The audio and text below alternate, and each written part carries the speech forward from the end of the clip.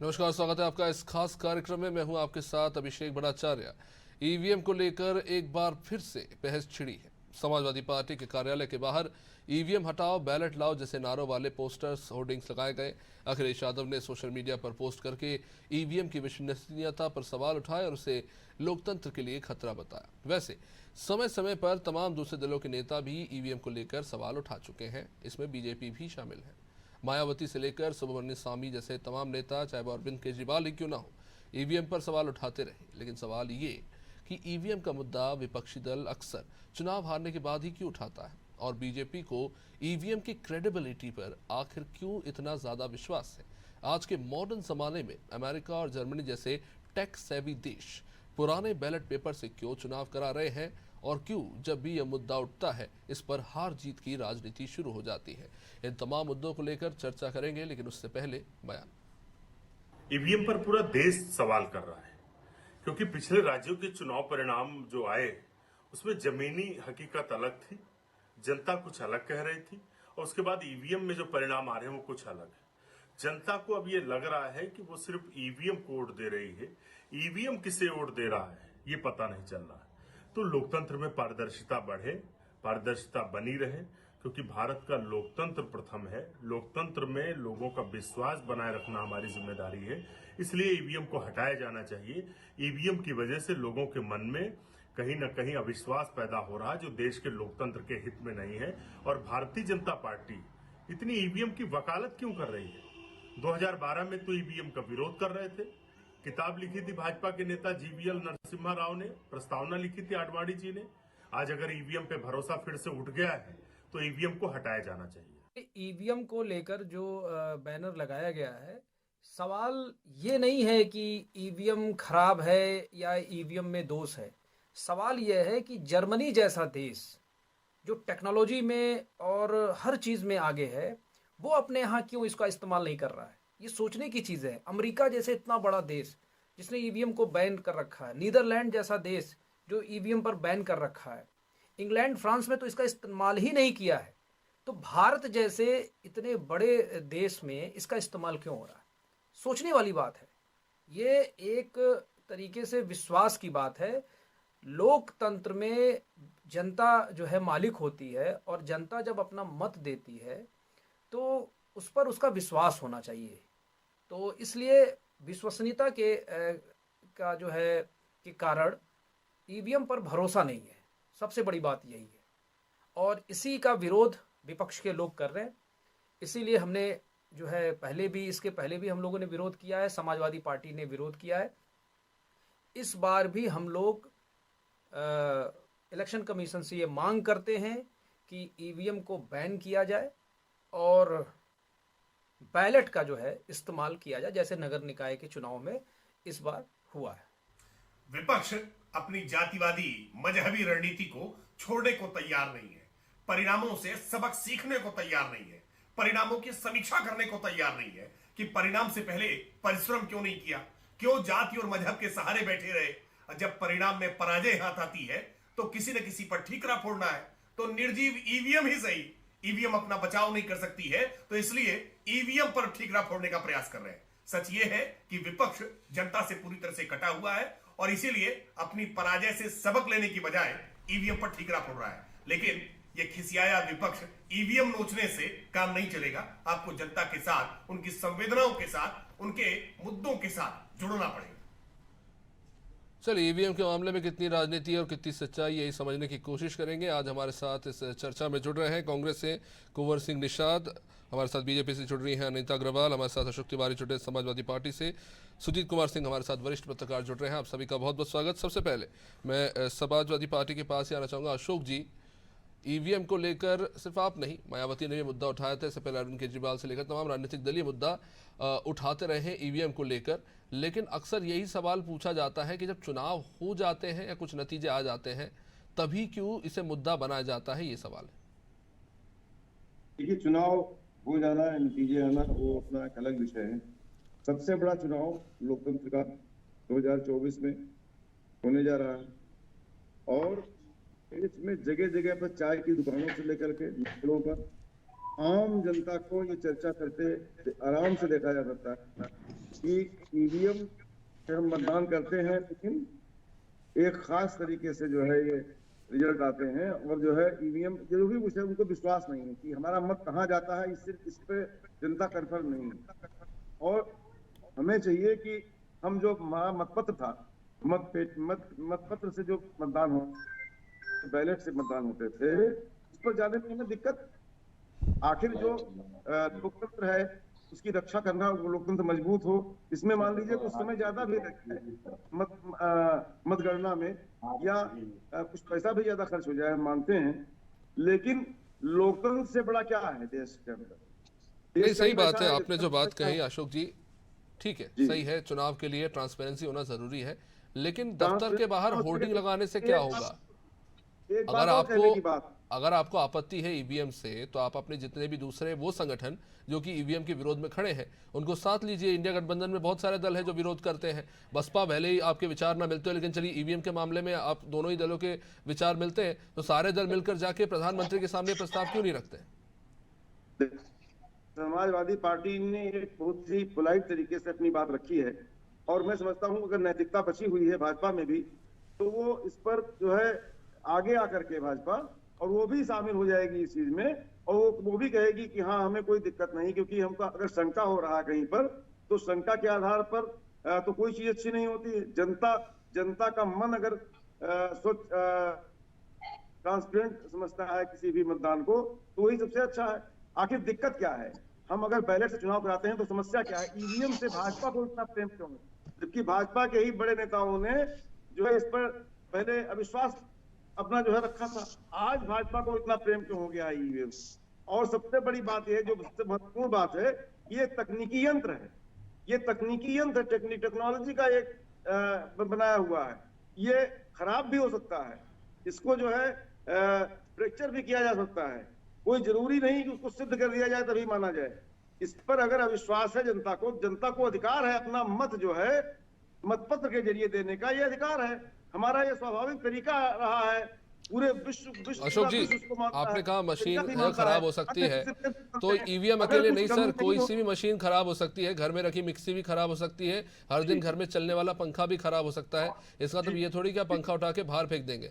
मैं इसको थोड़ा लॉजिकल बना देता हूँ इस तरह से कि जो ईवीएम में वोटिंग होती है, मैं उस पर, ईवीएम में जब वोटिंग होती है तो दोनों राजनीतिक दलों के जो वहां पे कार्यकर्ता होते हैं उनके सामने पहले चेक कराया जाता है, जो वहां के बूथ अधिकारी उनके द्वारा हर एक ईवीएम को टेस्ट करते हैं ना।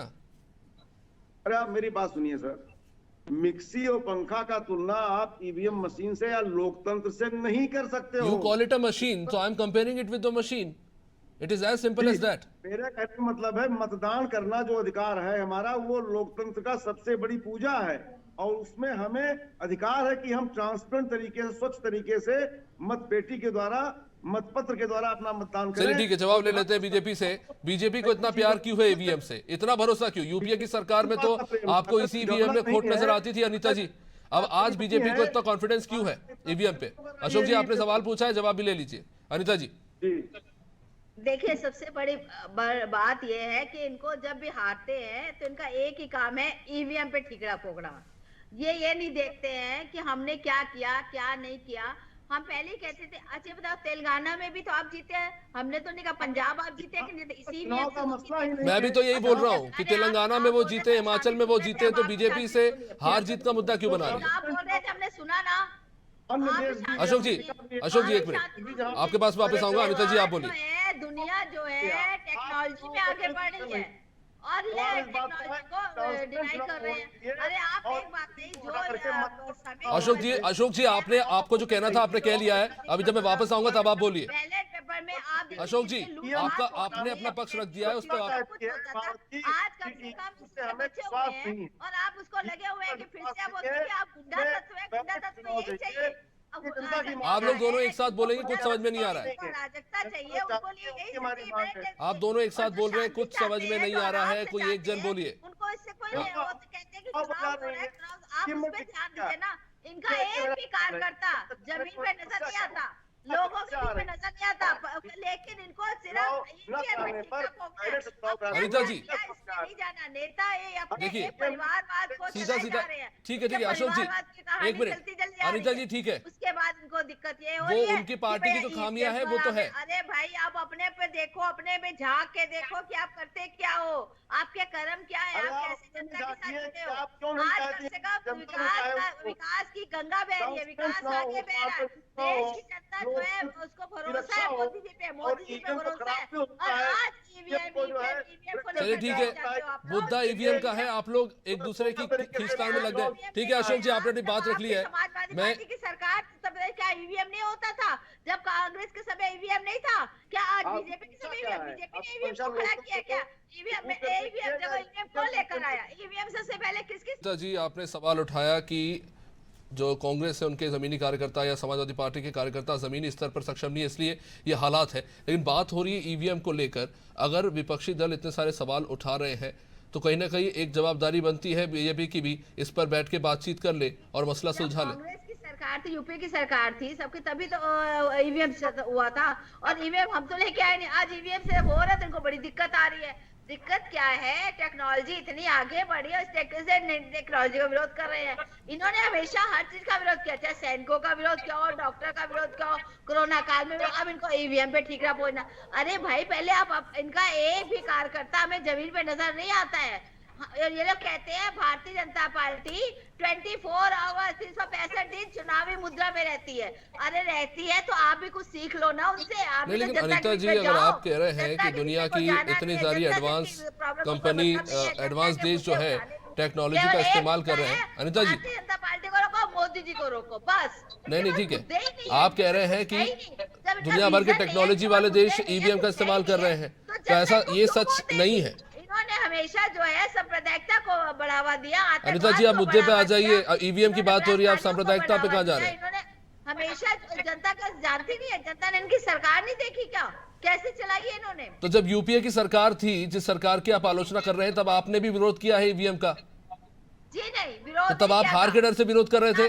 देखिए तब नया आया था, सुनिए तब नई कोई भी चीज 1982 में आया था ईवीएम भारत में। ना सुनिए, कोई भी चीज नहीं आती है उसको सोचने समय टाइम लगती। तब अडवाणी जी ने चीज कही थी कि नई टेक्नोलॉजी है, इसको समझ कर उन्होंने विरोध नहीं किया था। नरसिंह राव की सरकार से पहले भी ईवीएम आ चुका है और उसी में वोटिंग हुई, उसी से चुनाव हुए। अटल जी का चुनाव भी उसी से हुआ था। 20 साल बाद कोई चीज नहीं। मनमोहन जी का चुनाव उसी से हुआ, जो प्रधानमंत्री के चुनाव से बने, ऐसा नहीं। और उसको एक्सेप्ट किया गया। लेकिन आज इनको फिर इसमें दिक्कत आ गई है, फिर लेके बैठ गए। अरे उस समय अडवाणी जी ने कहा था नई टेक्नोलॉजी, अब जैसे मोबाइल आया था टेक्नोलॉजी का, उसमें भी लोगों को बड़ी दिक्कत आती है, आज एक्सेप्ट हो गया। आज हर कार्य जो है मोबाइल से होते हैं, सब एक्सेप्ट हुआ कि हर चीज को एक्सेप्ट करने वाली चाहिए। ठीक है कुंवर सिंह जी, जो भी आती है कुंवर सिंह जी आपके पास आना चाहूंगा। सवाल कांग्रेस ने उठाया है ईवीएम की विश्वसनीयता पर कि जब अमेरिका, जर्मनी, इटली, इंग्लैंड जैसे देश ईवीएम को बैन कर चुके हैं, तो फिर क्यों भारत में बैलेट का इस्तेमाल हो रहा है? तो मेरा सवाल यह भी कि ये सवाल लोकसभा में भी पूछा गया था, तब रविशंकर प्रसाद जी ने लोकसभा में इस बात का जवाब दिया था और ये कहा था कि देश की 2 सरकारी कंपनियां ईवीएम की मशीन बना रही है। अगर अब भी आपको लगता है कि ईवीएम में गड़बड़ी है, चिप में कुछ खामियां हैं, तो साहब जहां पे ईवीएम बन रहा है उस कारखाने में जाके अपने कोई इलेक्ट्रॉनिक इंजीनियर को ले जाइए और चेक करवा लीजिए कि उसमें क्या गफलत हो सकती है, कितनी आशंकाएं हैं। इसमें कोई चेक करने की बात नहीं है, स्पष्ट है कि मशीन से, उपकरण से चुनाव नहीं होना चाहिए। हिंदुस्तान में भरोसा ही नहीं है, इनको सैनिकों पे भरोसा नहीं। अनीता जी, अशोक जी, समय वैसे ही बहुत सीमित है। मैंने ये सवाल कुंवर जी से पूछा था, कुंवर सिंह जी से पूछा। कुंवर सिंह जी आप जवाब दे प्लीज, आपने अपना टाइम ले लिया, अब उनको बोलने दे। सब लोग जो है कुंवर सिंह जी, से चुनाव हो रहा है हर जगह, यहाँ भारत में भी होना चाहिए, बड़ी इतनी सी मांग है। देखिए सबसे महत्वपूर्ण बात अभिषेक जी ये है, जैसे बहन अनीता जी ने कहा कि इंफॉर्मेशन टेक्नोलॉजी ने बहुत विकास किया। वास्तव में इस देश में इंफॉर्मेशन टेक्नोलॉजी ने बहुत विकास किया है।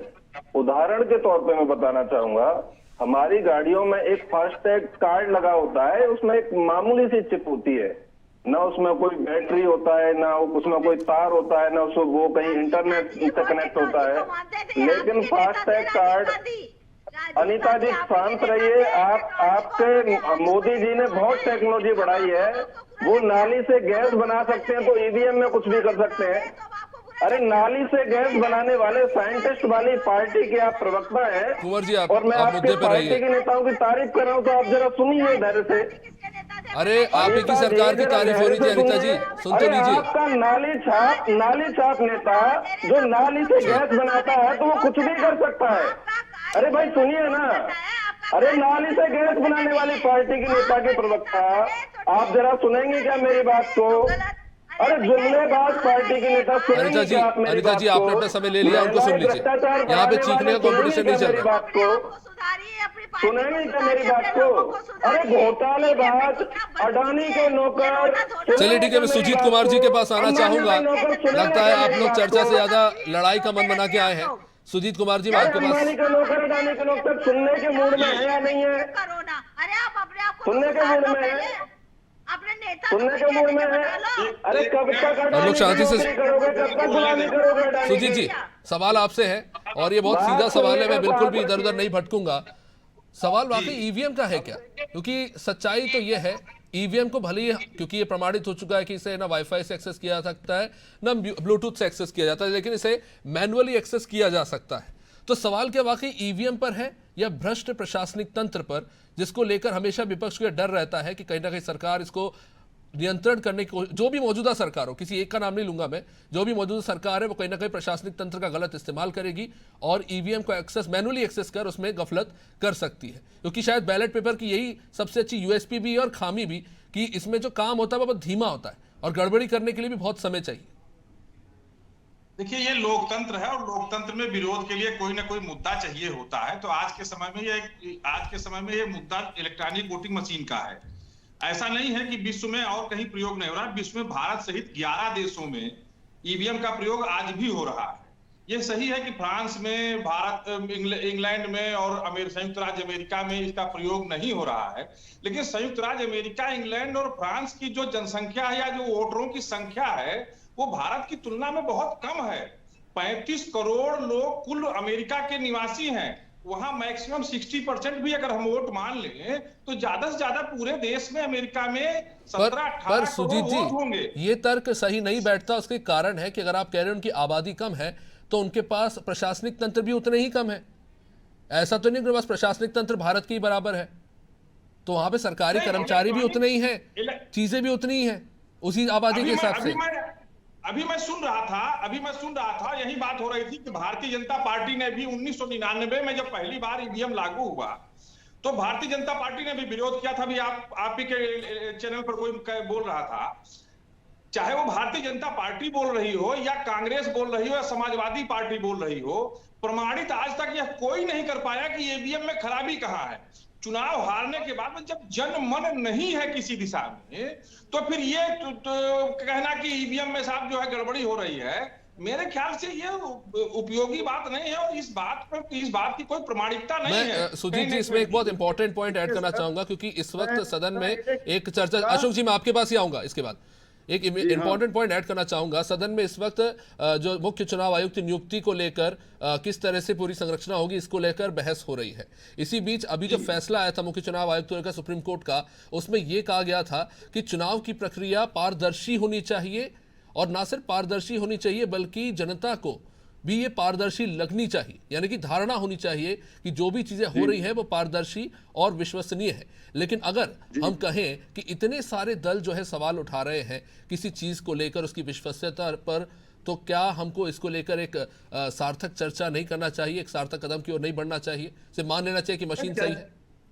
चर्चा का विषय है तो भारतीय जनता पार्टी ने अपनी पूरी ताकत पश्चिम बंगाल में लगा दी थी और इलेक्ट्रॉनिक वोटिंग मशीन भी का प्रयोग वहां हुआ था, तो भारतीय जनता पार्टी वहां चुनाव नहीं जीत पाई। केरल में भारतीय जनता पार्टी चुनाव नहीं जीत पाई। अभी पूरी ताकत लगाया वो भारतीय जनता पार्टी ने तेलंगाना में वहां चुनाव नहीं जीत पाई।